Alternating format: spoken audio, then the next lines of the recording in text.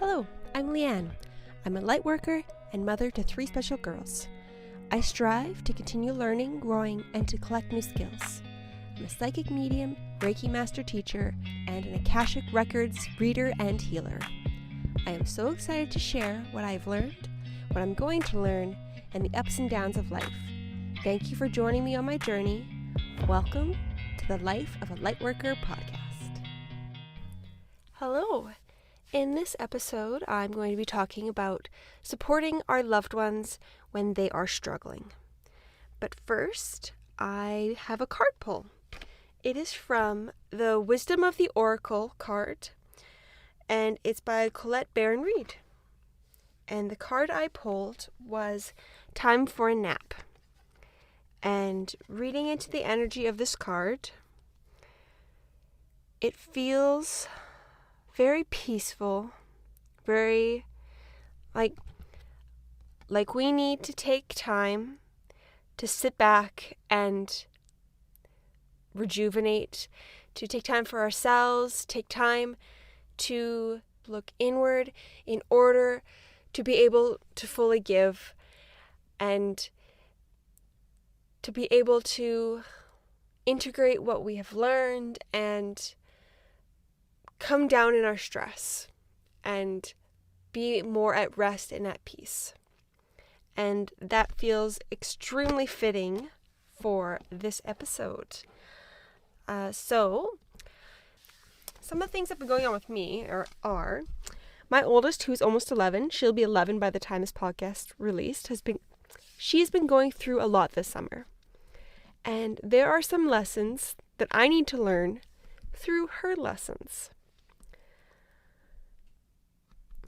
One of the biggest ones is that I really want to control, I want to heal, I want to guide her through this time of struggle for her. But whenever I try, it feels blocked. So a few nights ago, I broke down and I cried and I really let myself feel the sorrow. I felt for her the sadness. I felt the guilt. I felt for not finding the issues and getting a diagnosis sooner. And in the morning, I heard this message. She is like the wind. You cannot control her and what she needs to experience.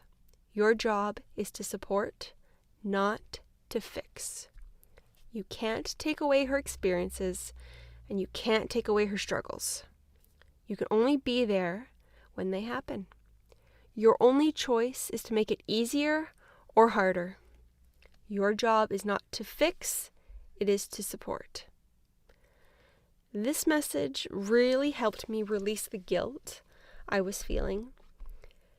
There is a reason it got diagnosed now and not sooner. I have to trust that life is going as planned and everything will happen as it is meant to. The weight's not all on me. It's not all my choice. It's not all my fault. It's not under my control. So I need to work on letting that go. When I fully woke up, I channeled a similar message, but for the general population. When I fully woke up, I channeled a similar message, but for the general population. And it was, life is like the wind. It can be harnessed, directed, and guided, but it cannot be controlled. Like the wind, we have to surrender and let it blow. Trust the universe is guided it into a beneficial path, the path that our soul wants to go. When she was diagnosed with scoliosis last week, I immediately started reaching out to other parents whose children in our area had scoliosis, and started doing way more energetic healings on her than I typically do. I thought that the reason I was not receiving much information and feeling like the healing was really working was because I was really invested and my emotions were just too high. While that is true, and these things definitely affect my abilities to see past lives and the reasons of issues, the main reason I have come to learn is that I'm not supposed to heal her like that. I'm not meant to do directed healings on her at this time. I can only do general Reiki and energetic healings. I can only see the lives that she's had that are good and they're fun lives. I can't focus and get clear readings on the past lives that need healings. I plan on asking some of my Akashic Record reader friends to try and do healings on her. I'm not sure if the block is just for me or for everyone, and I'm going to soon find out. If this block is for everyone, then I have a working theory that this issue that we need to heal has to be worked through to a certain point before we can receive help. The time where we would ask for help is that certain point. The problem is that I'm trying to do the healings before she's even had a chance to work through them herself. If you remove the issue too soon, then the lesson cannot be learned. Some people, the lesson can be learned very quickly, and others, it can take quite a while. Depends on the person, depends on the lesson. I woke up this morning with a pain in my back. I slept wrong. I sleep wrong way too often, but this was much worse than my typical waking up in pain. It was very intense, and I needed to book a massage to help release the pain and give me more mobility because I just couldn't get that part of my shoulder blade. I feel like this is directly related to my daughter. The motherly drive to take on the pain of our children does not help our kids. It only hurts us. I plan on doing some tapping this evening once the kids are asleep to help release the belief that I need to take on my kids' pain to help them and replace it with being with them is what helps them. I'm not saying that I need to always be around them. I'm saying when we are together, fully be in the moment, connect with them, make them feel loved. We all love our kids, but sometimes we don't really do that good of a job to make them feel loved by just being fully with them. We are with them for a long stretch of time, being half with them instead of a short amount of time being fully with it. And it's the fully with it that I feel they really need. And I know for me personally, that's something I need to work on more. And I know other parents have to work on this too. I think having a better balance of being away from them is going to help me be fully present in the moment. Now, I'm going to go into the Akashic Records and see if anything on this subject comes forward. So, the book that came forward was called Watching Those You Love Learn. You need to stand beside, not behind or in front of those you love. You cannot pave or the path for them by being in front, and you can't catch them when they fall from being behind. You need to hold their hand and walk with them. Don't drag them at the speed you walk. You need to go slow. You need to slow down to their speed. If they ask for assistance, then you can help. Otherwise, you need to help them not feel alone. Feeling surrounded by love will do more good than anything else you can do. When the time is right, they will ask for help. Be open to how they ask. It may not be with words. You know them better than most people. Listen to your heart and offer help only when you feel they are wanting it. This is difficult to sense for a lot of people. We are also conditioned to think with our heads. All you can do is try your best. Do what feels right, and if there is resistance, leave it and wait. Pushing your help will just push people away.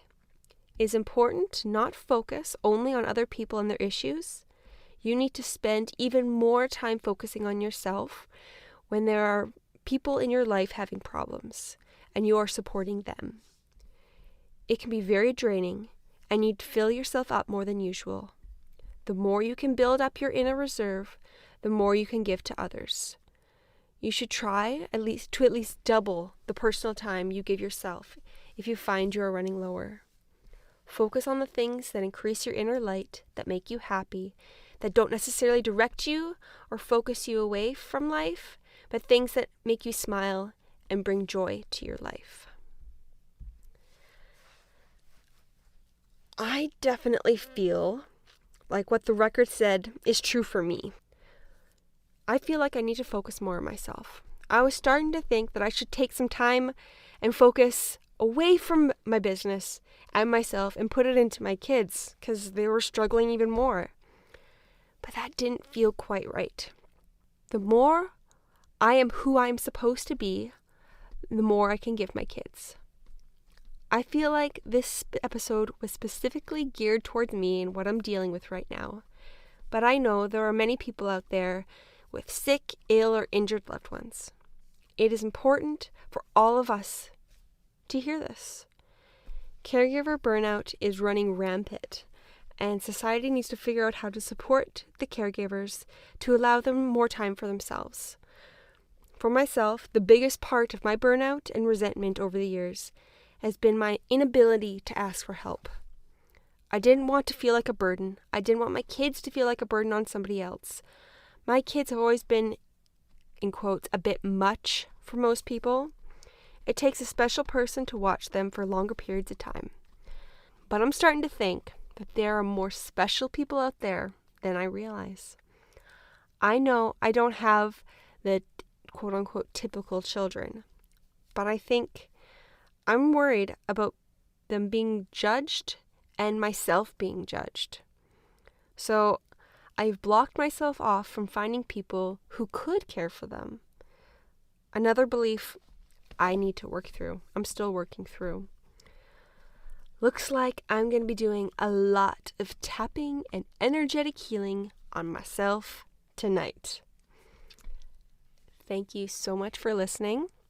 If you have any questions, any comments, or just want to learn more about me, please go to my website. It's spruceenergyhealing.com, or visit me on Instagram. It's Spruce Energy Healing, all one word. And I'm also on Facebook on Spruce Energy Healing. Again, thank you so much for listening. I hope you have a wonderful day.